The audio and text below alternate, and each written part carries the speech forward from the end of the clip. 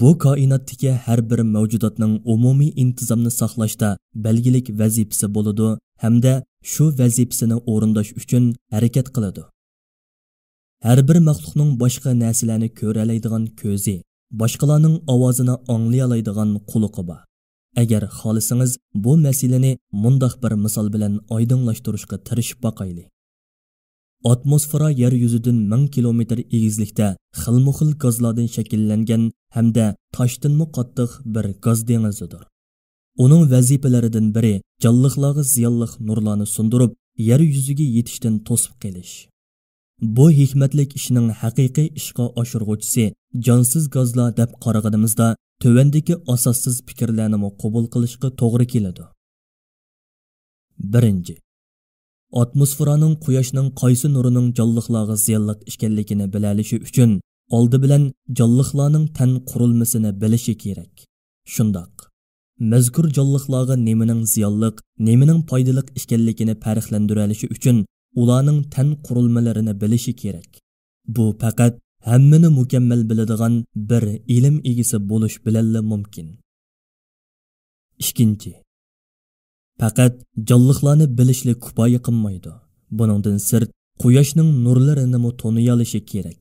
Chunki nurlar ichidan ziyonliqni ziyonsizdan ayirish va nurlarni ehtiyojga qarab belgilik miqdorda yetkazish faqat mazkur nurlarni tonish bilan mumkin bo'ladi. Şuna ziyonliq nurlarni ziyonsizdan ayirib, qaysi nurni qanchalik miqdorda yetkazish kerakligini bilish uchun har turli ilg'or uskunalari bo'lishi, hatto zamonaviy bir laboratoriyasi bo'lishi kerak. Bu ish atmosferaning olim, odil, hikmatlik ish qiluvchi va belgilaydigan bo'lish degandek sifatlarga ega bo'lishini talab qiladi. Uchinchi, bo'pti. Atmosferaning jonliqlarning tan qurilmalarini bilgudek bilimi, quyoshning nurlarini o'lchaydigan uskunalari bor deb turayli. Ammo ziyonli nurlarni yetkazmaslik mehr shafqatning natijasidir.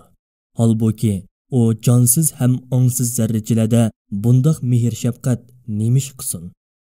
Demak, Allohni inkor qilgan odam atmosferaning ilmlik, hikmatlik ish qiluvchi va mehr shafqatlik ekanligini qabul qilishga majbur bo'ladi.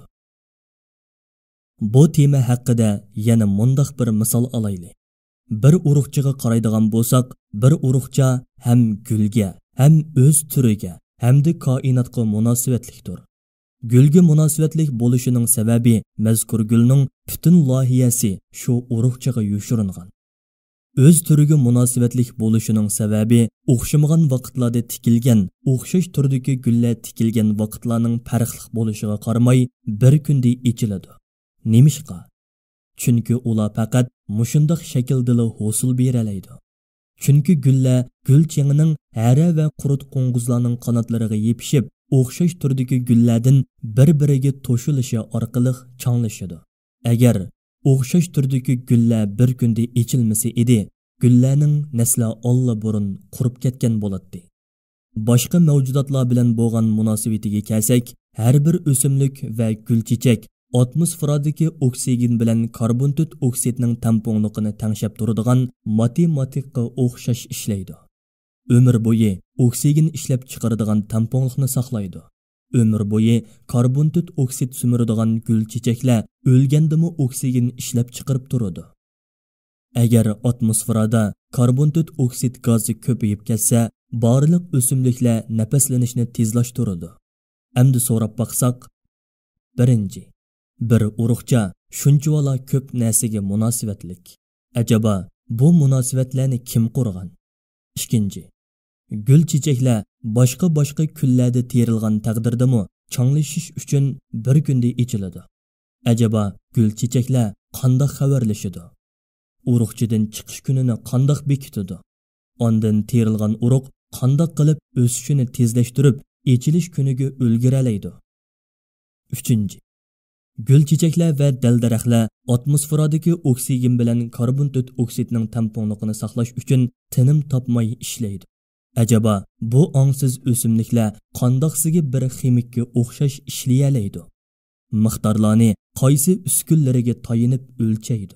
ularga nisbatan hayotini davomlashtirish nemishqa shunchavala muhim. Әмді, boshqa mavjudotlarni mushu misollarga selishtirib, u mavjudotlarning boshqa narsalar bilan bo'lgan munosabatlari va koinotning intizomni saqlash uchun qanday xizmat qiladiganligi haqida o'ylanib beqing. Ondan keyin buni savollarga javob bering. Har narsaning boshqa mavjudotlar bilan turli munosabatlari va o'tashga tegishlik vazifalari bor. Bulardan sirt har bir maxluq koinotning intizomini qo'g'dash uchun xizmat qiladi. Ajaba, oshu jonsiz ham ongsiz mavjudotlar o'z oldiga mushundoq inchki munosabatlarni o'rnata olishi mumkinmi? Shundaqla koinotning intizomni saqlash uchun o'zligidan biri vazifani o'rinlay olishi mumkinmi? Aql ho'shi joyida odam bu ehtimollikni qabul qila olamdi.